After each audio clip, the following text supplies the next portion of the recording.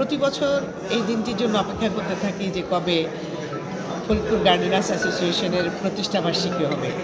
এই দিনে যারা আমরা একত্রিত হই তাদের মধ্যে একটি সবচেয়ে বেশি মিল হচ্ছে আমরা সবাই প্রকৃতিকে ভালোবাসি। ফরিদপুরে অসংখ্য ছাদ বাগানি এবং নতুন নতুন কৃষি উদ্যোক্তা তৈরি হয়েছে, যাদের সাথে সহযোগিতা করেছি আমরা Faridpur গার্ডেনার্স association.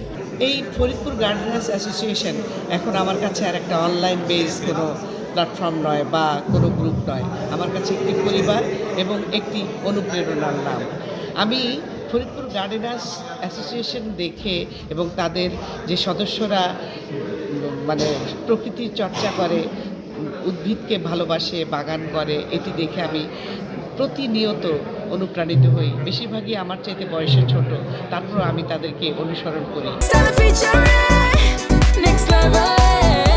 Well done, side by side, free